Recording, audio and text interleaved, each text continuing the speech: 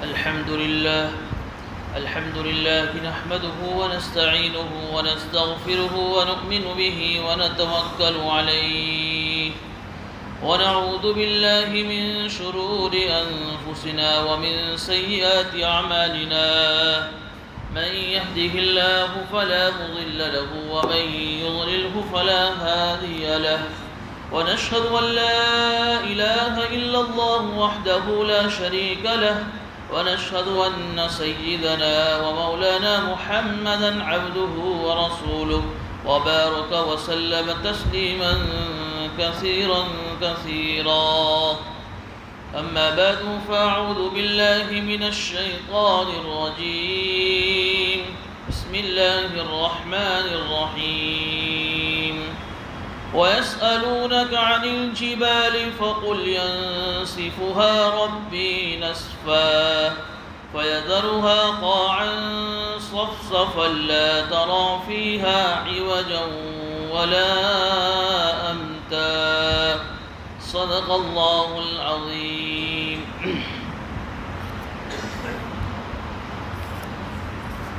حضرت موسیٰ علیہ السلام کا تفصیلی واقعہ چل رہا تھا. گزشتہ تفسیر میں واقعہ تفصیل کے ساتھ پورا ہوا. اس واقعے کے بعد پھر اللہ رب العزت نے اپنے نبی جی حضرت محمد مصطفیٰ صلی اللہ علیہ وسلم سے یہ فرمایا کہ نبی جی جس طریقے سے ہم نے آپ کو حضرت موسیٰ علیہ السلام کا واقعہ سنایا اسی طرح ہم آپ کے سامنے پچھلی قوموں کے بھی واقعے سناتے آئے ہیں.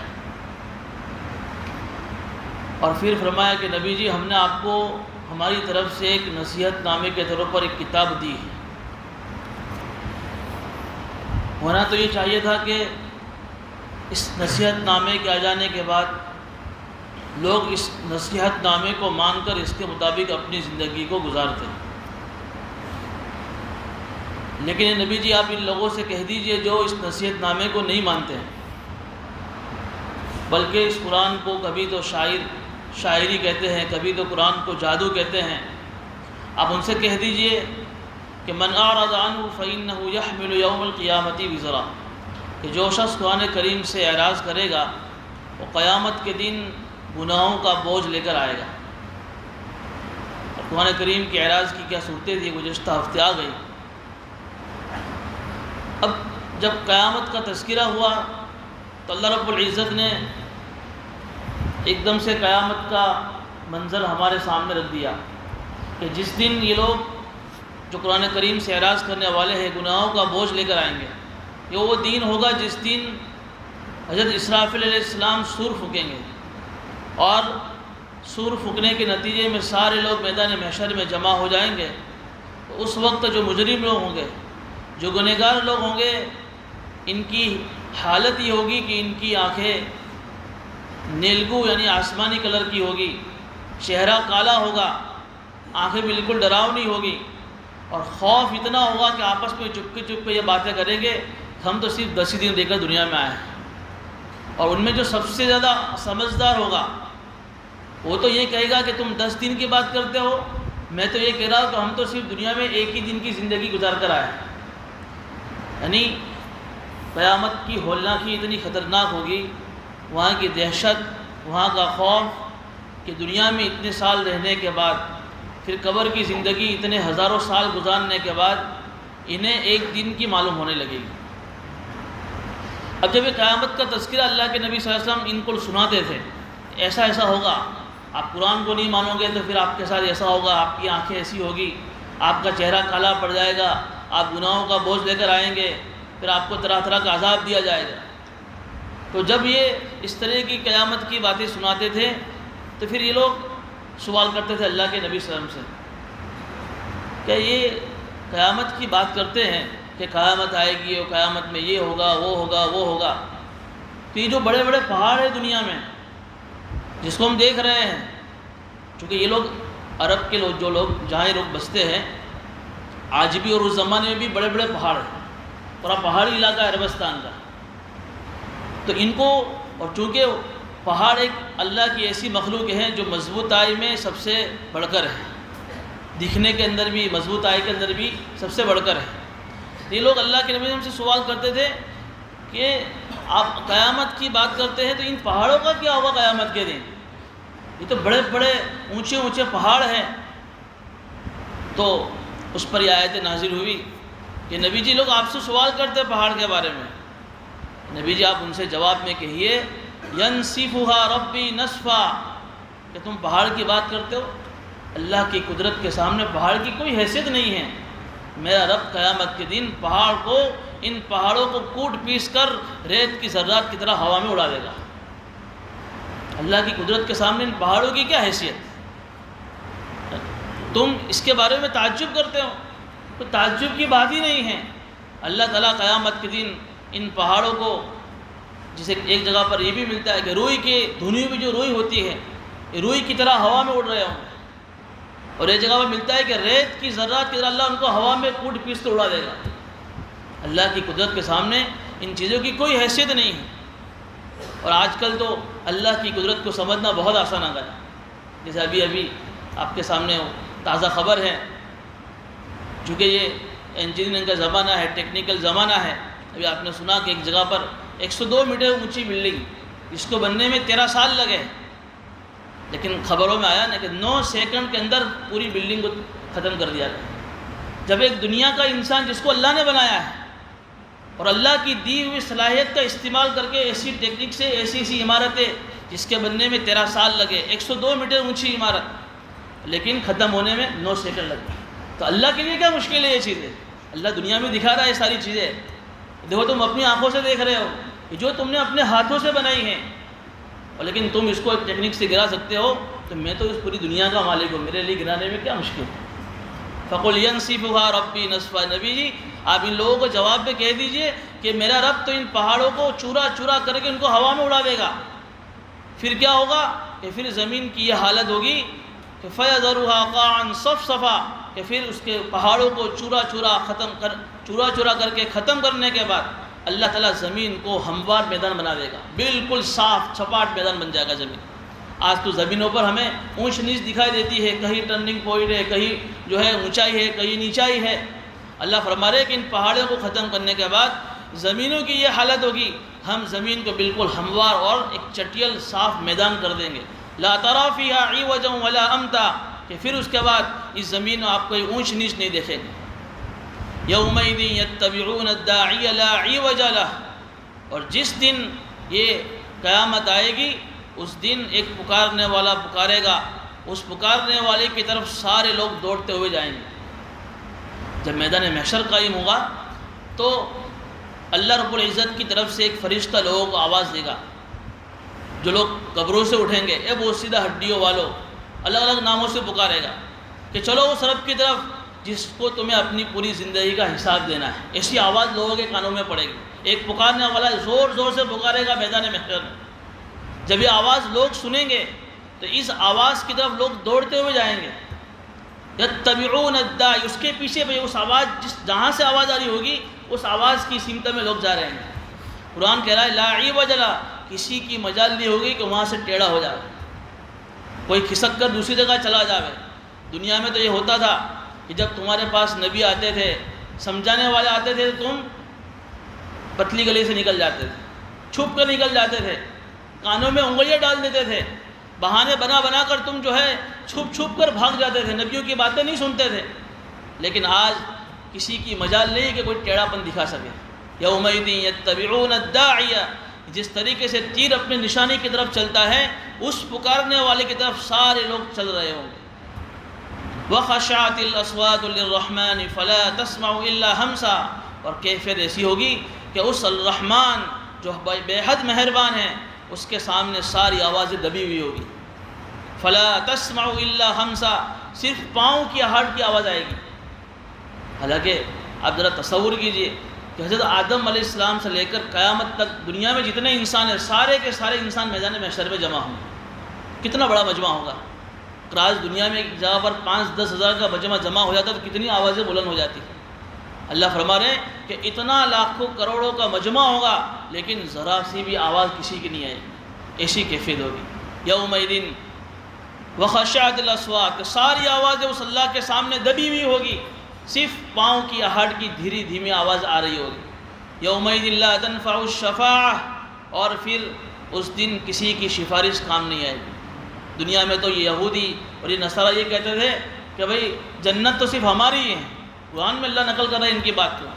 وَقَالُوا لَن يَدْخُلَ الْجَنَّةَ إِلَّا مَنْ كَانَ هُودًا أَوْ نَصَارَىٰ، یہ دعوے کرتے تھے دنیا میں یہودی لوگ اور عیسائی لوگ کہ جنت تو صرف ہمارے لوگوں کے لیے ریزرو ہے، ہم یہودی اور نصارہ لوگ ہی جنت میں جائیں گے. اور پھر یہ کافر لوگ یہ دعوے کرتے تھے کہ جنت میں میدان محشر میں یہ جن بتوں کی ہم پوجا کرتے ہیں یہ ہماری سفارشی بنیں گے. اللہ کرے کہ اس دن کسی کی کوئی سفارش کام نہیں آئے گی. جو تم دنیا میں پلاننگ بنا رہے ہو اور اپنی دماغ سے گھوڑے دوڑا رہے ہو اور اپنی طرف سے باتیں بنا رہے ہو کہ ہمیں یہ کام آئے گا وہ کام آئے گا، ایسے خطرناک ماحول میں کسی کی کوئی سفارش کام نہیں آئے گی. الا من اذن له الرحمن ورضی له قولا، لیکن اللہ جس کو اجازت دے دے اور جس کی بات سننا اللہ کو پسند ہو اللہ انہیں کو اجازت دے گا. اور ظاہر سی بات ہے کہ اللہ کو کس کی بات سننا پسند آئے گی؟ نبیوں کی، ولیوں کی، شہداء کی، نیک بندوں کی. اللہ انہیں اجازت دے گا اور یہ صرف ایمان والوں کے حق میں سفارش سے بنیں گے. کسی کافر کے حق میں، کسی ایمان اسلام کے علاوہ کسی اور دھرم کے ماننے والے کے حق میں کبھی کسی کی سفارش قبول نہیں کی جائے گی. یعلم ما بین ایدیہم وما خلفہم، سن لو جو کچھ تمہارے آگے ہیں، وما خلفہم جو کچھ تمہارے پیچھے ہیں. ایک تو اس کے ترجمہ یہ سمجھیے کہ جو کچھ تمہارے آگے ہیں، جو کچھ تمہارے پیچھے ہیں، سب کچھ اللہ کو معلوم ہے. دوسرا ترجمہ یہ کر سکتے ہیں کہ جو کچھ تم دنیا میں چھوڑ کر آئے ہو، کیا چھوڑ کر آئے وہ بھی اللہ کو معلوم ہے. وما خلفہم، اور جو کچھ تم آخرت میں اعمال کی شکل میں اللہ کو بھیج کر آئے وہ بھی اللہ کو معلوم ہے. اللہ کو تمہاری اگلی پچھلی ساری زندگی کے احوال معلوم ہیں. لیکن اللہ وہ ذات ہیں ولا یحیطون به علما، کہ تم اس کے علم کا، اس کی قدرت کا تم احاطہ نہیں کر سکتے. تم اللہ کے علم کا احاطہ یعنی اللہ کے علم کو تم کور نہیں کر سکتے، تم اللہ کے علم کو جان نہیں سکتے. لیکن تمہارے دنیا کی زندگی کے جو احوال تھے، آخرت کے جو احوال تھے، سب کے سب اللہ کو معلوم ہیں. وعنت الوجوہ للحی القیوم، اور وہ دن ایسا ہوگا کہ سارے کے سارے چہرے جو دنیا کے اندر سرکشی کرتے تھے، تکبر کرتے تھے، اور تکبر کی وجہ سے جن کے چہرے اٹھے ہوئے تھے، اللہ کی نافرمانی میں جن کے چہرے اٹھے ہوئے تھے، سارے کے سارے چہرے اس ذات کے سامنے جھکے ہوئے ہوں گے. کسی کا چہرہ اٹھا ہوا نہیں ہوگا. کون سی ذات؟ الحی القیوم. حی کہتے ایسی ذات کہ جو ہمیشہ سے زندہ ہے اور ہمیشہ زندہ رہے گی، اور اسی کی وجہ سے، اور ایسی ذات کہ جو دوسرے کو زندگی دیتی ہے. اللہ کی صفت حیات ایسی ہے کہ اللہ نے کسی سے خریدی نہیں ہے. اللہ ہمیشہ سے زندہ ہے، ہم بھی زندہ ہیں، لیکن اللہ کی دی ہوئی اس صفت حیات کی وجہ سے ہم زندہ ہیں. سمجھ رہے ہیں؟ ہمارے اندر بھی حیات ہے، اللہ بھی حیات ہیں، لیکن اللہ کی حیات ایسی ہے کہ اللہ نے اپنی حیات کو کسی سے خریدا نہیں. اور ہمارے پاس جو زندگی ہے وہ زندگی اللہ کی دی ہوئی ہے. جب اللہ تعالیٰ اس صفت حیات کو کسی انسان سے چھین لیتا ہے تو پھر اس پر موت واقع ہو جاتی ہے. لیکن یہ وہ ذات ہوگی کہ جو ہمیشہ سے زندہ ہے اور ہمیشہ زندہ رہے گی. اس ذات کے سامنے سارے چہرے جھکے ہوئے ہوں گے. القیوم، کہ جو دوسرے کو سہارا دینے والے، اس کو کسی کے سہارے کی ضرورت نہیں ہے، سارے لوگ اس کے سہارے کے محتاج ہیں. ایسی ذات کے سامنے سارے لوگ جھکے ہوئے ہوں گے. اس دن وقد خاب من حمل ظلما، جن لوگوں نے شرک اور کفر کر کے جو ہے اپنے آپ پر ظلم کیا ہوگا، ایسے لوگ اس دن نامراد ہوں گے، ان کی کوئی خواہش اور مراد پوری نہیں ہوگی. وَمَن يَعْمَلْ مِنَ الصَّالِحَاتِ وَهُوَ مُؤْمِنٌ فَلَا يَخَافُ ظُلْمًا وَلَا هَضْمًا، لیکن اس دن جو ایمان والے ہوں گے، جنہوں نے اچھے اچھے اعمال کیے ہوں گے، اللہ فرما رہے ہیں کہ انہیں ناانصافی کا اور حق تلفی کا کوئی خوف نہیں ہوگا. اتنا بھیانک ماحول ہوگا، لیکن ایسے ہولناکی کے اندر بھی ایمان والے جو ہے ڈریں گے نہیں. انہیں کوئی ناانصافی کا خوف نہیں ہوگا کہ اللہ جلال میں ہے، اتنا زبردست میدان محشر کا منظر قائم ہے، ہم دنیا میں بہت ساری عبادت کر کے ہمارا کیا ہوگا. اللہ فرمائے کہ اس دن ایمان اور اعمال صالحہ کرنے والے انہیں ذرا بھی خوف نہیں ہوگا. ظلم کہتے ہیں ناانصافی، کہ کوئی گناہ نہیں کیا ہے اور قیامت میں اس کے نام اعمال میں کوئی ایسا گناہ کا بوجھ ایسا نہیں ہوگا. حق تلفی کہتے ہیں کہ اس نے جو نیکی کی ہے اس نیکی کی جتنی ویلیو ہے اسی کے بغیر اس کو ثواب ملے گا، اس سے کم ثواب نہیں ملے گا. نہ ظلم ہوگا، نہ انصافی ہوگی، نہ حق تلفی ہوگی. وَكَذَلِكَ أَنزَلْنَاهُ قُرْآنًا عَرَبِيًّا وَصَرَّفْنَا فِيهِ مِنَ الْوَعِيدِ لَعَلَّهُمْ يَتَّقُونَ وَيُحْدِثُ لَهُمْ ذِكْرًا۔ اے نبی جی، جس طریقے سے ہم آپ کے سامنے پچھلے لوگوں کے واقعہ سناتے ہیں، اسی طریقے سے ہم نے قرآن کو عربی زبان میں نازل کیا ہے۔ یہ عرب لوگوں کے لیے بہت بڑی بشارت کی چیز سنائی گئی کہ تم لوگ عربی ہو، تمہاری زبان عربی ہے، قرآن تمہاری زبان میں نازل ہوا ہے، تمہیں تو اس قرآن سے کتنی نصیحت حاصل کرنی چاہیے کہ تمہارے لیے ایک بشارت کی چیز ہے۔ ایک وہ انسان جس کی زبان کوئی اور ہے اور قرآن عربی میں ہے، اس کے لیے سمجھنا مشکل ہے، لیکن تم تو خود عربی ہو، تمہاری گھٹیوں میں عربی لینگویج پڑی ہوئی ہے، تمہارے لیے تو قرآن کریم کی نصیحت کی ماننا کتنا آسان ہے۔ اس لیے ہم بار بار تمہارے سامنے پچھلے امتوں کے واقعہ سناتے ہیں کہ کسی طریقے سے تم کسی واقعے سے عبرت پکڑ کر اپنی زندگی کو سدھار لو۔ یہ اللہ کے نبی اسلام ان لوگوں سے کہہ رہے ہیں۔ او یحدث لهم ذکرا فتعال اللہ الملک الحق، بس بلند شان ہے اس اللہ کی جو حقیقی بادشاہ ہے۔ ولا تعجل بالقرآن من قبل ان يقضى الیک وحیہ، اور اے نبی جی، آپ پر قرآن جب نازل ہو رہا ہو تو جب تک قرآن کی وحی پوری نہ ہو جاوے آپ اس کو پڑھنے میں جلدی نہ کیجیے۔ دیکھیے یہاں ایک اور آیت کا شان نزول سن لیجئے کہ جب قرآن کریم اللہ کے نبی اسلام پر جب نازل ہوتا ہے، جب حضرت جبرائیل امین جب آتے تھے وحی لے کر، تو اللہ کے نبی اسلام جو وحی اترتی تھی تو وحی کے ساتھ ساتھ اپنی زبان سے اس کو دھیرے دھیرے پڑھتے تھے، اس ڈر کی وجہ سے کہیں میں قرآن بھول نہ جاؤں جو وحی کی شکل میں مجھ پر نازل ہو رہا ہے۔ اب وحی ختم ہو گئی اور اگر میں اس کو نہیں پڑھوں گا تو ہو سکتا ہے کہ میرے دل سے قرآن نکل جائے، تو اس ڈر سے اللہ کے نبی اسلام قرآن کریم کو وحی اترنے کے ساتھ ساتھ زبان سے پڑھتے تھے۔ تو اللہ نے اپنے نبی سے نصیحت کری، اور اس کا تذکرہ سورہ قیامہ میں تفصیل سے ہے۔ لا تحرک لسانک لتعجل بہ، نبی جی آپ اپنی زبان کو جب وحی نازل ہو رہی ہو جلدی حرکت مت کیجیے۔ ان علینا جمعہ وقرآنہ، قرآن کریم کو جمع کرنا، قرآن کریم کو پڑھوانا یہ ہماری ذمہ داری ہے، آپ گھبرائیے مت، آپ بھولیں گے نہیں کبھی قرآن کو۔ قرآن وحی جیسی پوری ہوگی وہ وحی آپ کے دل میں ایسی سیف محفوظ ہو جائے گی، اس لیے آپ جلدی مت کیجیے، وحی کے مکمل ہونے کا انتظار کیجیے۔ جلدی میں پھر آپ جو ہے ہو سکتا ہے کہ کوئی الفاظ پڑھنے میں آپ سے رہ جاوے اور قرآن کریم کی وہ آیت آپ کے اندر محفوظ نہ رہ سکے، اس لیے ہماری ذمہ داری قرآن کریم کی حفاظت کی۔ جب وحی مکمل ہو جاوے اس کے بعد آپ قرآن کریم کو پڑھیے، اور پھر اللہ سے یہ دعا کیجیے رب زدنی علما، کہ اللہ میرے علم میں میری سمجھ میں اضافہ عطا فرما۔ دیکھیے یہاں ایک چیز تو یہ معلوم ہوئی کہ قرآن کریم کو پڑھنے میں جلدی نہیں کرنی چاہیے۔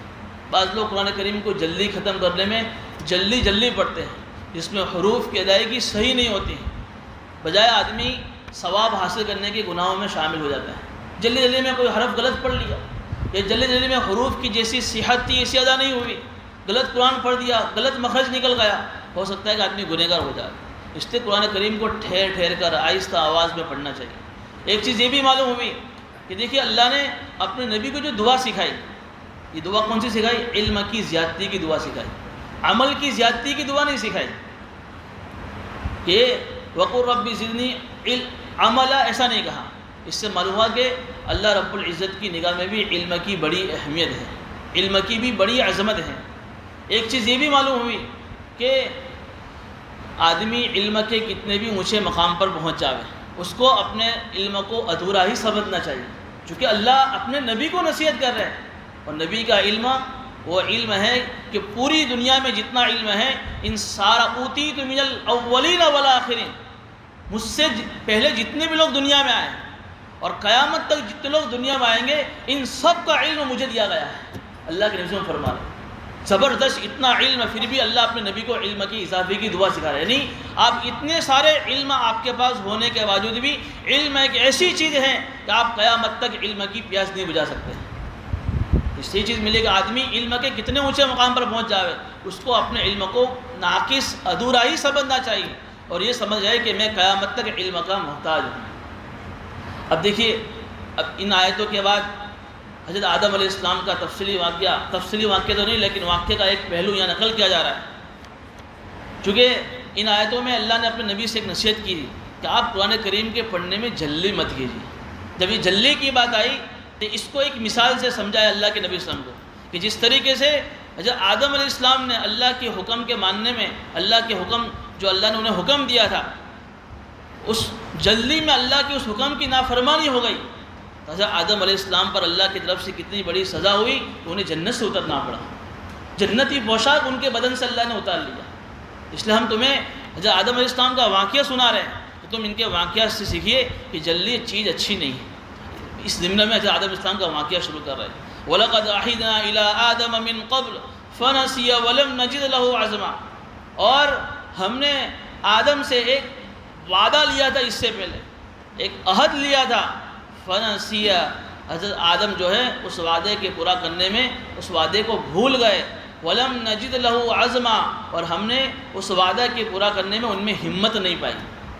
دیکھیے آیت کا ترجمہ کرنے میں ذرا احتیاط سے کام لینا، چونکہ نبی کی بات آئی ہے۔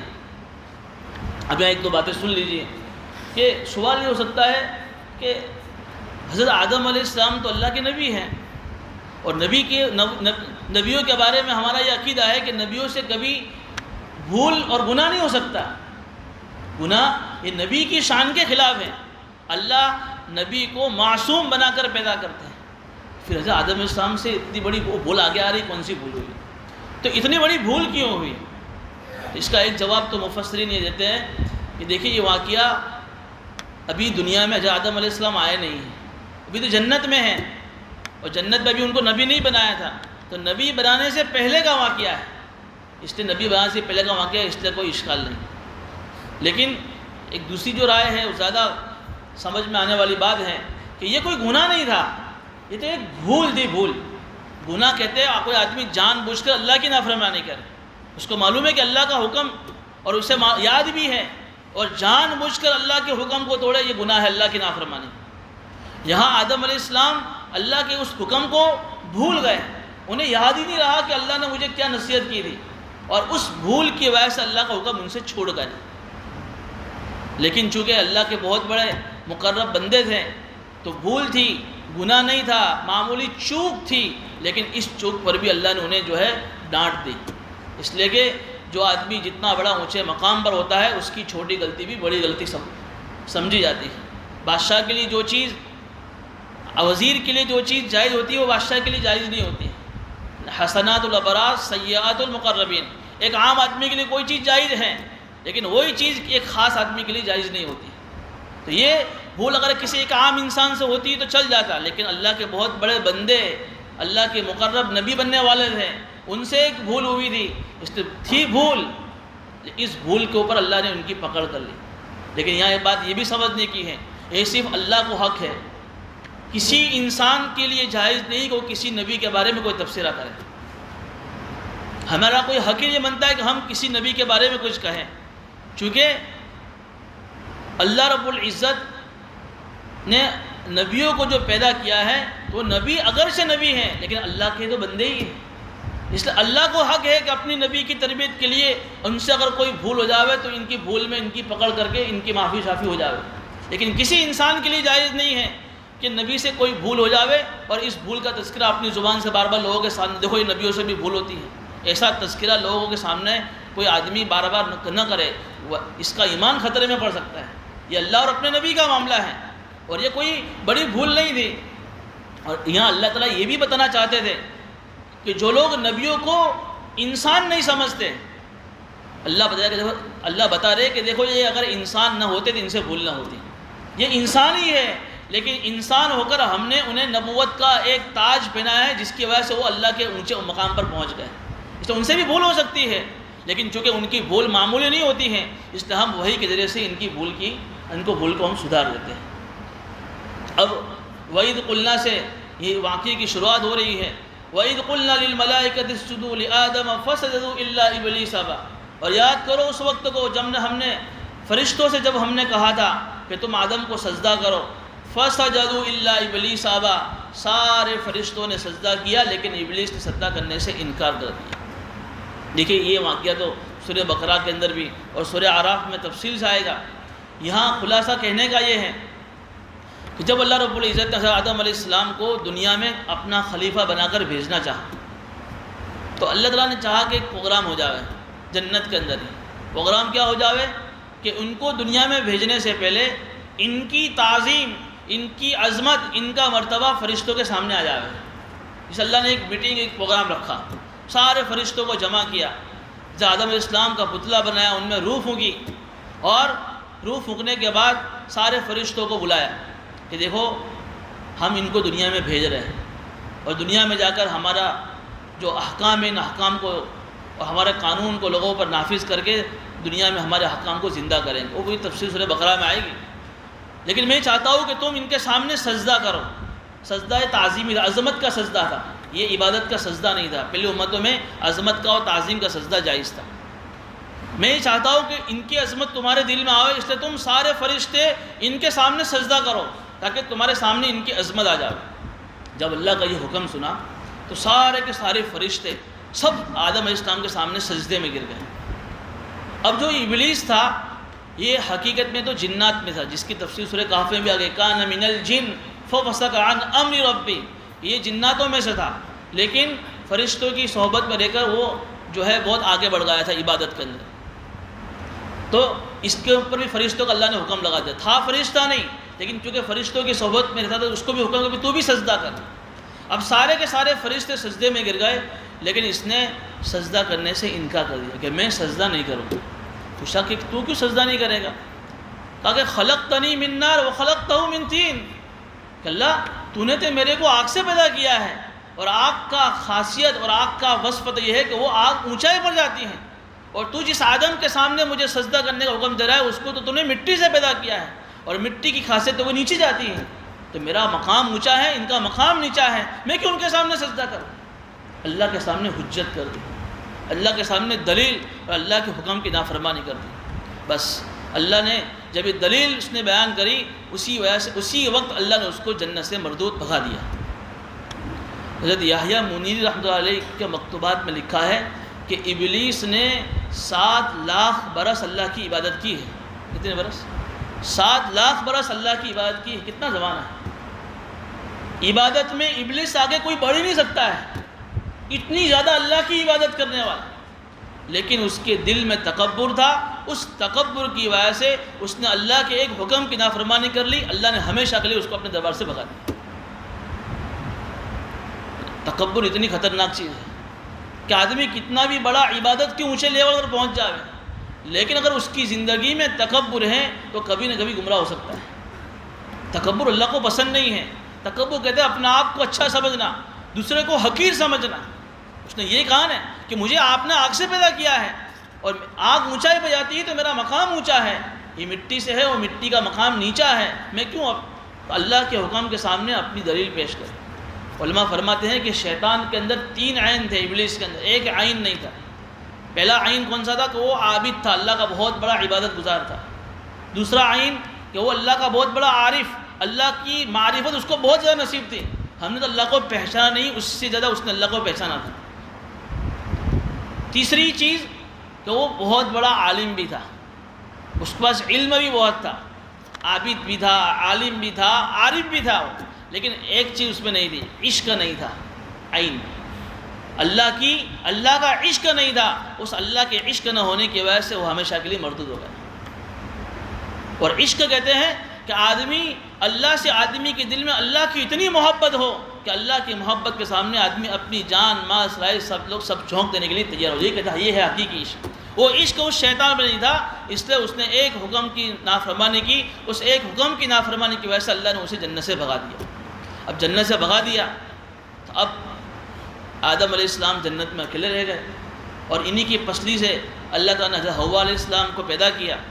پیدا کرنے کے بعد اللہ تعالیٰ نے حضرت آدم علیہ السلام سے اور حضرت حوا علیہ السلام سے کہا کہ دیکھو اب جنت میں تمہارے دونوں کے سوا کوئی نہیں، اب تم جنت میں ایک فری لائف زندگی گزار سکتے ہو، جو چاہے کھا سکتے ہو جنت کی نعمتوں کو، جو تمہارا دل چاہے، جو تمہارا من چاہے، جنت کی نعمتوں سے تم فائدہ اٹھا سکتے ہو۔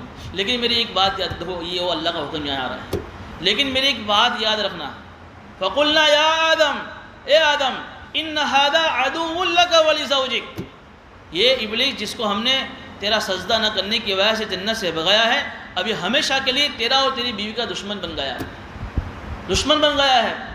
اس لیے یاد رکھنا جنت کی زندگی میں فلا یخرجنکما من الجنت فتشقا، کہ کہیں ایسا نہ ہو کہ یہ ابلیس تم دونوں کو جنت سے نکال دے پھر دنیا میں آ کر تم مشقت میں پڑ جاؤ۔ اللہ نصیحت کر رہا ہے کہ تمہاری اس سے اب دشمنی ہمیشہ کے لیے ہو گئی ہے، اب یہ تمہیں پھسلا کر بہلا کر طرح طرح جات کے بات کے تمہیں مشورے دے کر ہمدردانہ مشورے دے کر تمہیں بہکائے گا، لیکن اس کے بہکاوے میں مت آنا۔ اگر اس کے بہکاوے میں آ گئے تو پھر ہو سکتا ہے کہ تم جنت سے نکل دی جاؤ، جس کے نتیجے میں تم مشقت میں پڑ جاؤ۔ اب وہ کیا غلطی تھی، کیا بھول تھی، انشاءاللہ وہ آئندہ تفسیر میں بیان کیا جائے۔